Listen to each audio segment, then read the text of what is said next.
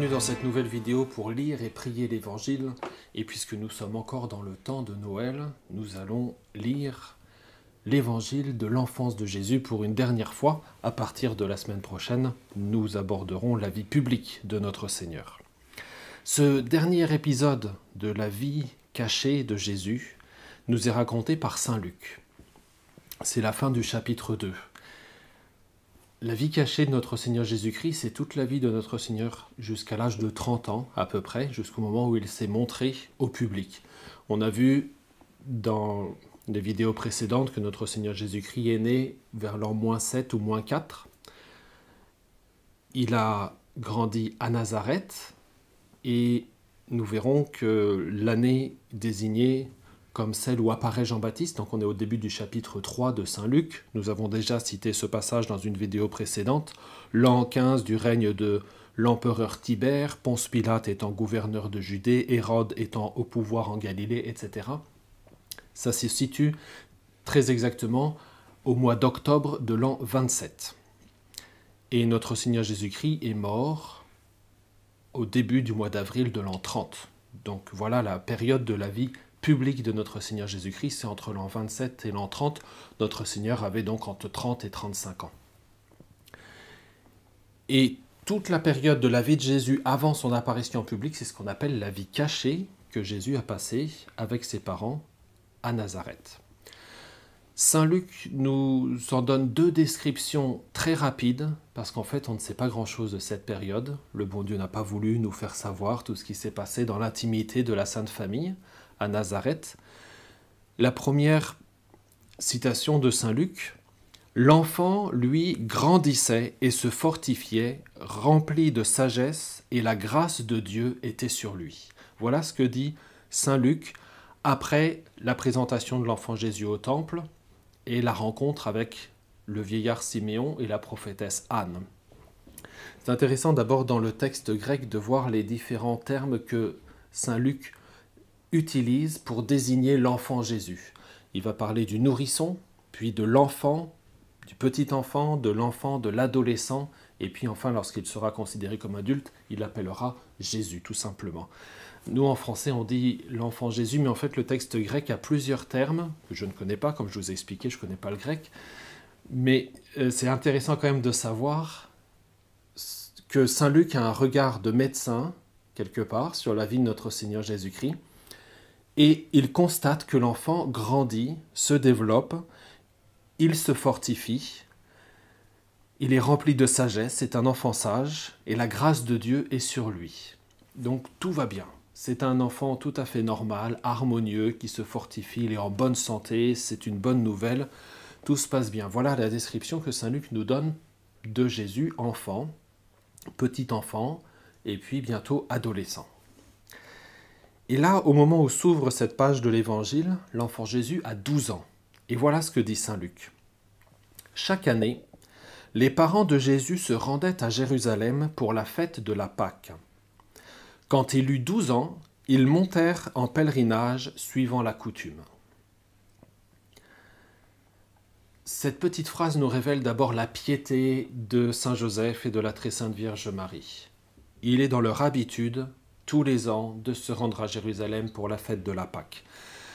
Effectivement, ça faisait partie des obligations pour les Juifs de venir assister aux cérémonies du Temple 3 fois par an pour les grandes fêtes que sont la fête de la Pâque, de la Pentecôte et des tabernacles. La 4e fête de la dédicace du Temple, ce n'était pas une fête obligatoire comme les 4 autres, mais on verra notre Seigneur Jésus-Christ aussi s'y rendre pendant sa vie publique. Et on pense bien que notre Seigneur Jésus-Christ a reçu cette habitude de ses parents. Ses parents eux-mêmes avaient l'habitude de venir autant que possible à Jérusalem pour les grandes fêtes. En l'occurrence, il s'agit de la fête de la Pâque, donc on est au début avril à peu près, de la 12e année de la vie de notre Seigneur Jésus-Christ.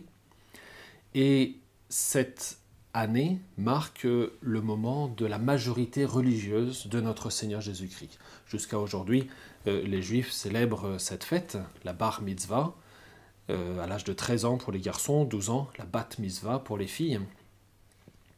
Et Alors c'est bien sûr devenu des fêtes très modernes, très contemporaines, elles n'étaient pas du tout célébrées de la même manière à autant notre Seigneur Jésus-Christ, mais il y avait quand même ce rite de passage à l'âge adulte, à la majorité religieuse, où l'enfant lui-même agissait en tant qu'adulte pour venir lui aussi offrir le sacrifice avec les prêtres, participer aux cérémonies du temple.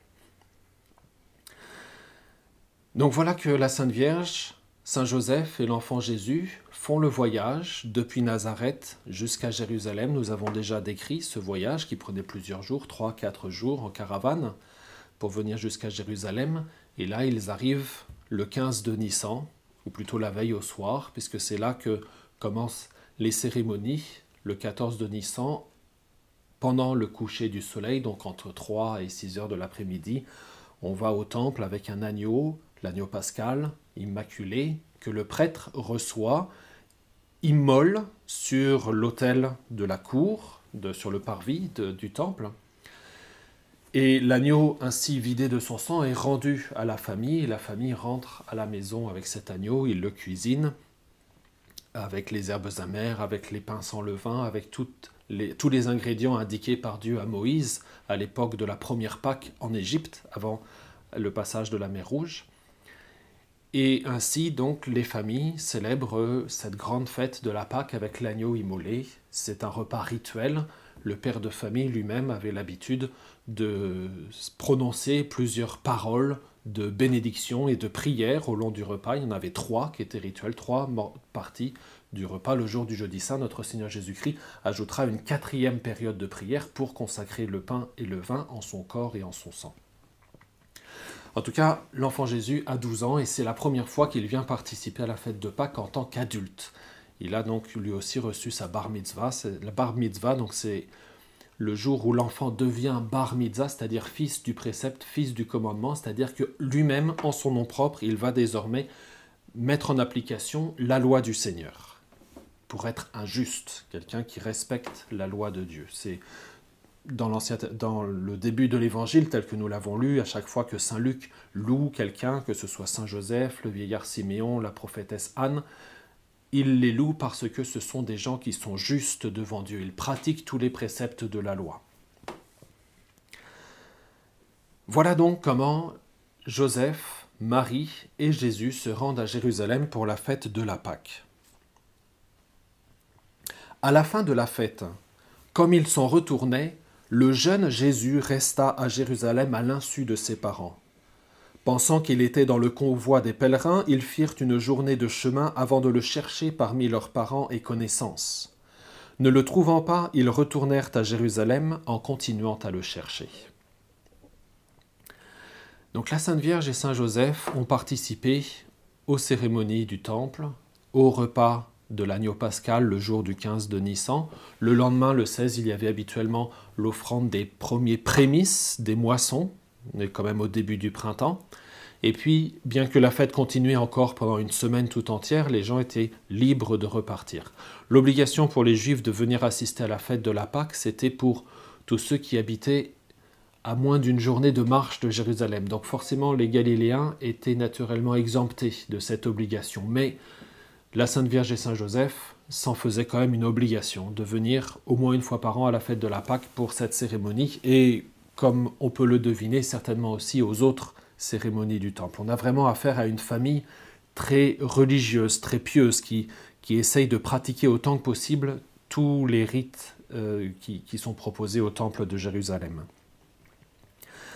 Et donc, après ces quelques jours passés à Jérusalem, on repart en voyage vers Nazareth, en caravane, comme on l'a expliqué. Et habituellement, les caravanes partaient vers la fin de la journée, en fin d'après-midi. C'est le temps de faire les bagages le matin, de ranger la maison, de rendre les clés. On reprend le voyage en fin de journée. On fait environ 3 heures de marche jusqu'au soir et on trouve un caravansérail dans le village. On a exactement la même situation après la résurrection de notre Seigneur Jésus-Christ. Les pèlerins d'Emmaüs arrivent au soir dans ce petit village qui n'est pas si éloigné que cela de Jérusalem. Et ils invitent notre Seigneur Jésus-Christ à passer la nuit avec eux au caravansérail. C'est exactement dans cette situation que se retrouvent Marie et Joseph le soir de ce jour ce premier jour de voyage. Ils ont fait 3 heures de marche. Jésus maintenant est majeur et il n'a jamais donné l'habitude d'un enfant qui fait des fugues, forcément. C'était un enfant sage, comme l'a dit saint Luc, plein de sagesse, et la grâce de Dieu était en lui. Donc, saint Joseph et Marie ne s'inquiètent pas de ne pas voir l'enfant Jésus à leur côté pendant le voyage. Le soir, ils se retrouvent au caravansérail, et là, ils s'étonnent de ne pas retrouver l'enfant Jésus. Où est-il? Et ne le trouvant pas, parmi les gens avec lesquels ils voyageaient, ils font chemin arrière, ils retournent. Il est tard déjà, mais pas trop tard pour revenir à Jérusalem. Ils ont fait 3 heures de marche, ils peuvent bien faire 3 heures de marche, c'est des costauds, hein, mais ils le font quand même, ils retournent vers Jérusalem pour retrouver l'enfant Jésus. Et voilà qu'ils retrouvent l'enfant Jésus seulement après 3 jours. 3 jours, alors c'est la manière de compter des Juifs à l'époque. De la même manière, notre Seigneur Jésus-Christ a passé 3 jours au tombeau, c'est-à-dire le jour de sa mort, une journée au tombeau et le jour de sa résurrection. Voilà, donc il faut comprendre que le surlendemain, Marie et Joseph ont enfin retrouvé l'enfant Jésus. C'est quand même une très longue période pour des parents. Perdre un enfant dans ces circonstances-là, on comprend leur douleur, leur inquiétude, leur remords, leur fatigue. Évidemment, ils n'ont certainement pas dormi pendant toutes ces... Ils sont allés frapper à toutes les portes, voir tous leurs amis, tous leurs parents, essayer de savoir où peut bien se trouver l'enfant Jésus. Et ce n'est que le surlendemain qu'ils le trouvent au temple, dans les parvis du temple. Notre Seigneur Jésus-Christ maintenant a passé l'âge de la majorité, il est donc autorisé à rentrer sur le parvis des hommes. Autrefois, les enfants restaient avec sa mère sur le parvis des femmes, c'était encore un enfant, mais maintenant c'est un homme, il est admis dans le parvis des hommes, et sur le parvis des hommes, il y a des docteurs de la loi qui enseignent. Alors, on s'imagine, on se représente très bien sur le parvis, autour du temple, il y a le sacrifice, l'autel du sacrifice des holocaustes, il y a le sanctuaire lui-même, avec ses 2 immenses colonnes, et cette porte majestueuse par laquelle le prêtre rentre pour offrir le sacrifice, et puis tout autour il y a des colonnades, et au pied des colonnes, qui sont des colonnes, c'est vaste, hein, c'est grand, sur les colonnes, il y a un petit siège pour un docteur de la loi, et les élèves, les enfants, les adolescents, les jeunes hommes, viennent s'asseoir à même le sol, sur le dallage, en cercle autour du docteur de la loi pour écouter le docteur lire et commenter la Sainte Écriture. Et c'est là en fait qu'ils ont trouvé l'enfant Jésus parmi d'autres enfants de son âge ou d'autres adolescents en train d'écouter un docteur de la loi. Même plusieurs docteurs de la loi étaient là. C'est au bout de 3 jours qu'ils le trouvèrent dans le temple, assis au milieu des docteurs de la loi. Il les écoutait et leur posait des questions. Et tous ceux qui l'entendaient s'extasiaient sur son intelligence et sur ses réponses. Alors, il ne faut surtout pas se représenter notre Seigneur Jésus-Christ en train d'enseigner lui-même comme s'il était un docteur. Non, il garde sa place, c'est un adolescent, il reçoit l'enseignement, il est assis, il écoute. Et cependant, c'est l'enfant Jésus, vrai Dieu et vrai homme, avec une intelligence humaine et une intelligence divine, une intelligence humaine supérieure, forcément. Notre Seigneur Jésus-Christ, d'abord, il n'a pas connu le péché, donc il a une intelligence qui est bien supérieure à la nôtre, qui n'a pas été altérée par la blessure du péché. Et puis surtout, il a la science infuse, et cette science infuse est au maximum de ce que peut être une intelligence humaine. Il a aussi une science acquise qu'il va acquérir par sa propre expérience, par ses propres connaissances.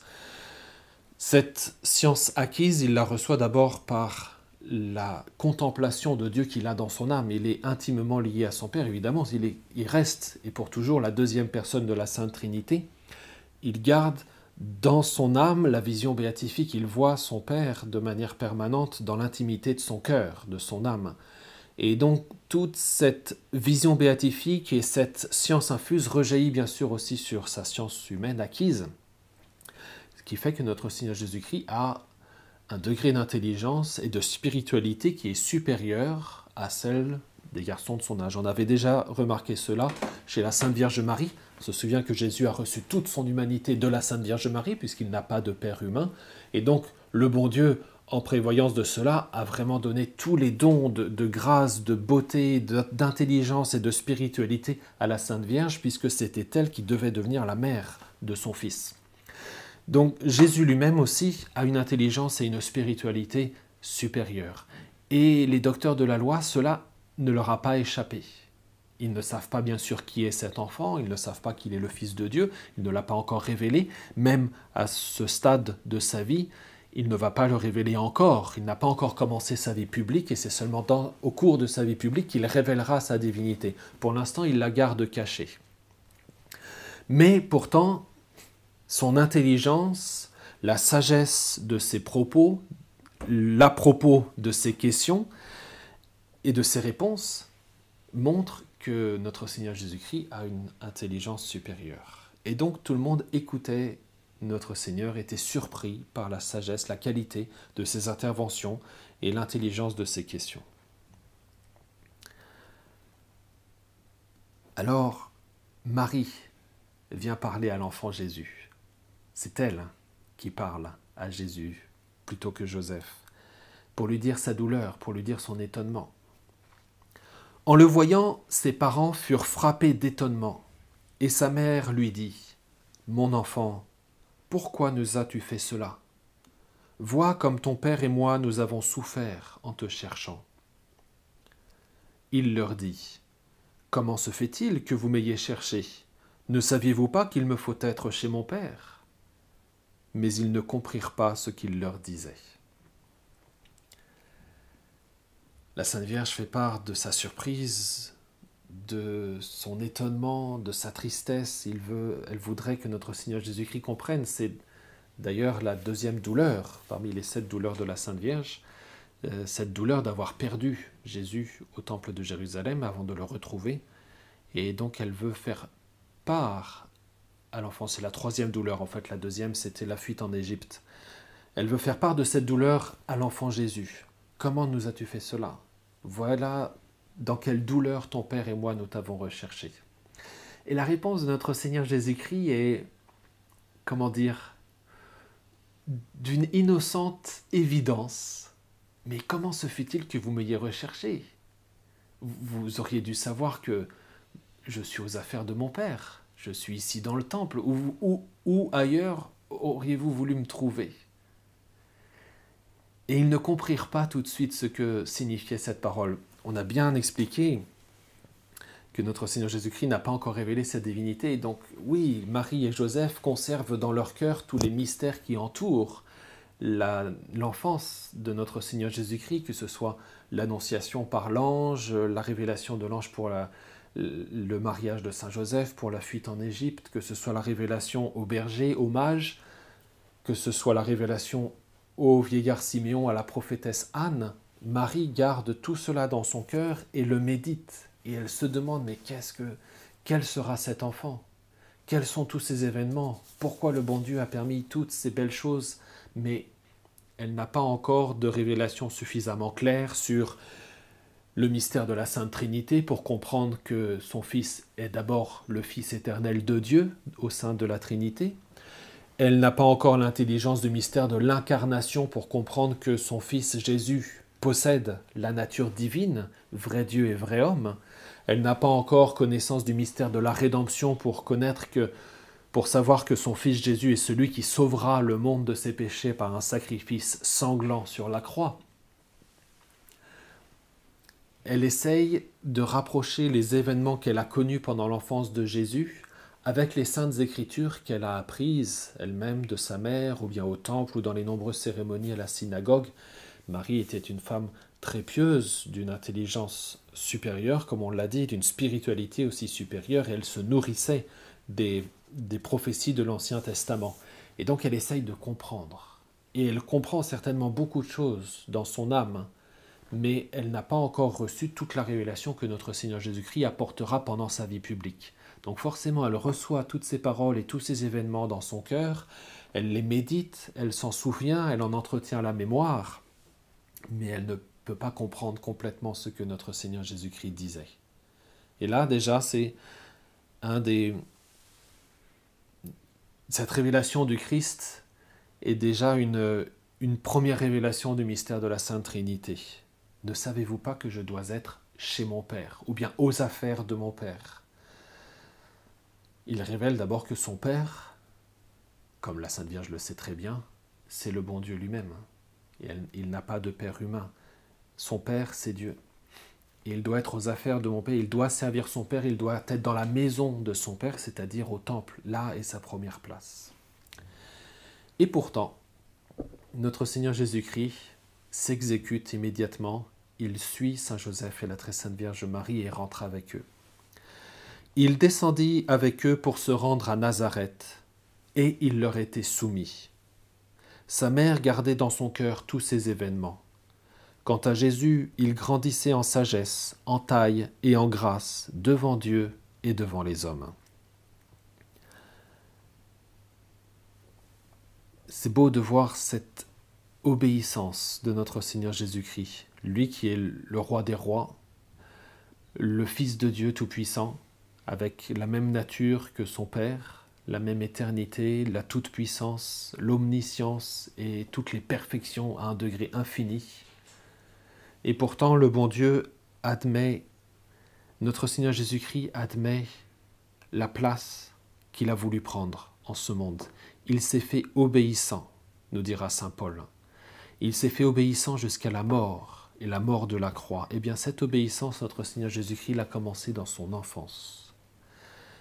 Il leur était soumis. Le texte grec nous dit bien que c'est une habitude chez notre Seigneur Jésus-Christ, c'est un style de vie.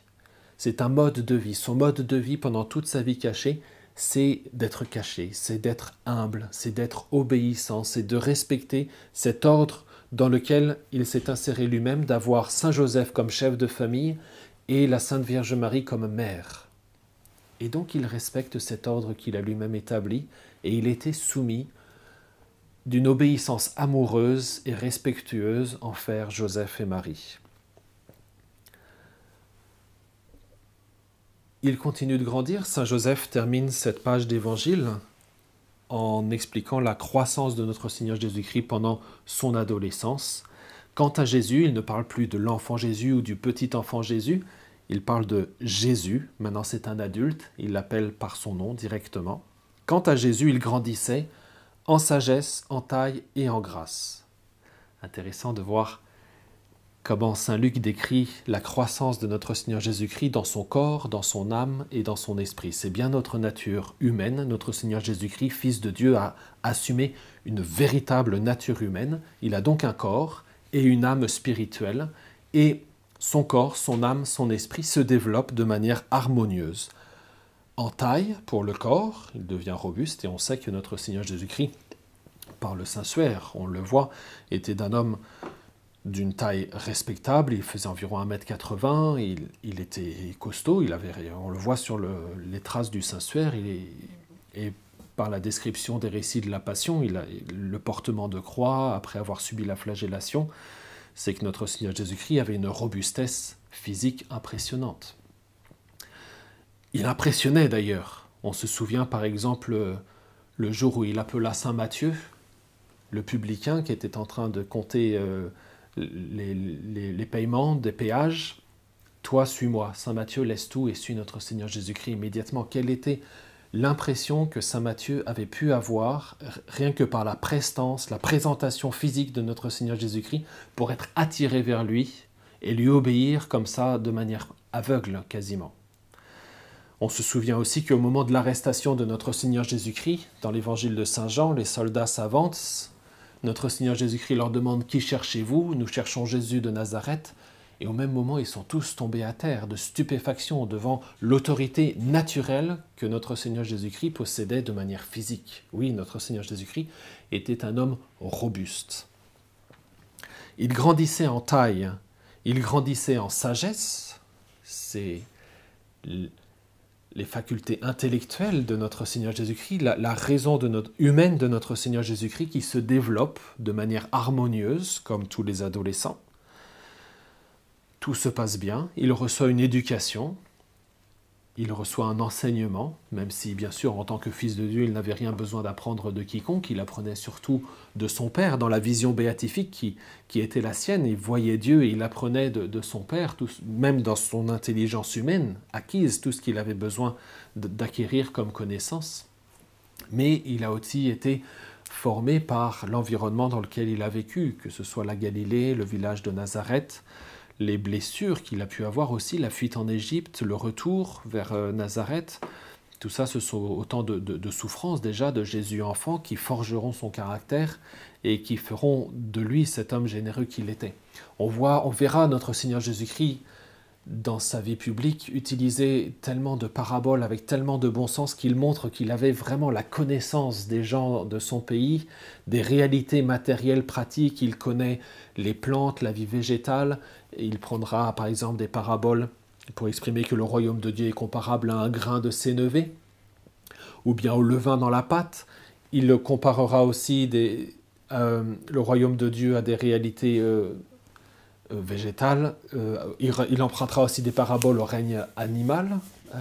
Par exemple, le Fils de l'homme. Les renards ont des tanières pour loger, mais le Fils de l'homme n'a pas où reposer sa tête. Il exprimera aussi comment les oiseaux du ciel, le bon Dieu les nourrit de manière providentielle. Et puis il connaîtra aussi toute la vie des agriculteurs de Galilée, de la pisciculture aussi, et de tellement d'autres métiers, jusqu'à, par exemple, la parabole de la drachme, de cette dame qui a perdu une pièce d'argent et qui remue toute sa maison jusqu'à ce qu'elle la trouve. Tout ça montre l'environnement dans lequel notre Seigneur Jésus-Christ a baigné, a grandi pendant toute son enfance, pendant toute sa vie cachée. Ce sens de l'observation qu'il avait, une observation très fine, qui lui permettait d'apprécier les situations, d'apprécier les personnes, de poser des jugements favorables aussi. Quand on dit apprécier, ce n'est pas des jugements négatifs, comme on dit, comme notre Seigneur Jésus-Christ dira dans l'Évangile, ne jugez pas. Ça veut pas dire qu'il ne faut pas utiliser sa faculté de jugement, mais l'utiliser de manière favorable envers son prochain, sans faire de jugement téméraire pour condamner le prochain sans raison. Non, mais notre Seigneur Jésus-Christ utilisait cette faculté à cause de cette intelligence très fine qu'il avait. L'intelligence fine, ça commence par le sens de l'observation, pour avoir une bonne capacité à apprécier les événements, à apprécier les choses, à apprécier les personnes et à donner des jugements favorables. Et c'est ce que fait notre Seigneur Jésus-Christ. Il grandissait en sagesse et cette sagesse était visible auprès de ses contemporains, de ses amis, de ses connaissances. Et puis bien sûr et surtout, notre Seigneur Jésus-Christ grandissait en grâce. Alors ça peut nous paraître surprenant de savoir que le Fils de Dieu puisse grandir en grâce alors qu'il est lui-même Dieu. Comment pourrait-il avoir plus de grâce puisque c'est lui qui est l'auteur de toute grâce? Alors dans sa nature divine, bien sûr, notre Seigneur Jésus-Christ possède le plus grand degré de gloire, une gloire infinie. Mais dans sa nature humaine, notre Seigneur Jésus-Christ reçoit la grâce de sa nature divine. Et donc cette grâce ne faisait que croître et se développer toujours au degré maximum qu'il lui était possible de recevoir dans sa nature humaine. Et cela était visible devant Dieu et devant les hommes. Et par ces paroles, par ces paroles, Saint Luc nous laisse entendre que l'enfance de notre Seigneur Jésus-Christ, son adolescence, s'est passée de manière ordinaire, harmonieuse, avec son lot de difficultés très certainement, hein, comme on l'a vu pour la fuite en Égypte ou d'autres événements de la petite enfance de notre Seigneur Jésus-Christ. Oui, notre Seigneur Jésus-Christ était parfaitement intégré à la société dans laquelle il vivait. Il avait des amis, il avait une famille. On verra au chapitre 13 de Saint Matthieu, par exemple, lorsque notre Seigneur Jésus-Christ, après 1 an de ministère, 1 an de vie publique, reviendra à Nazareth. Les gens qui le connaissaient s'étonneront, mais celui-ci, nous le connaissons. C'est le fils du charpentier. Saint Marc dira même, c'est le charpentier. Nous connaissons ses frères, nous connaissons ses sœurs, sa mère, nous savons, c'est Marie. Tout le monde connaissait notre Seigneur Jésus-Christ au village. Il était parfaitement bien intégré à sa société, à la société dans laquelle il vivait. Juste un dernier mot sur Saint Joseph. À partir de ce moment, on n'entendra plus parler de Saint Joseph dans l'Évangile. il va disparaître puisqu'on retrouvera Jésus plus tard dans sa vie publique et là Saint Joseph n'apparaît plus. Donc tout nous laisse à entendre que Saint Joseph est décédé pendant le temps de la vie cachée de notre Seigneur Jésus-Christ entre la présentation au temple et le début de sa vie publique. Il y a quand même une vingtaine d'années qui se sont écoulées pendant cette période au cours de laquelle notre Seigneur Jésus-Christ a continué à vivre à Nazareth, à apprendre le métier du bois avec son père et certainement a même repris la suite de son père pour le pratiquer le métier et en faire une source de revenus pour lui-même et pour la très sainte Vierge Marie. Voilà quelle était la vie de notre Seigneur Jésus-Christ pendant sa vie cachée et là-dessus l'Évangile se tait. C'est un mystère. Nous essayons d'en dire tout ce que nous pouvons, mais nous ne pouvons pas aller au-delà puisque le bon Dieu ne nous l'a pas révélé.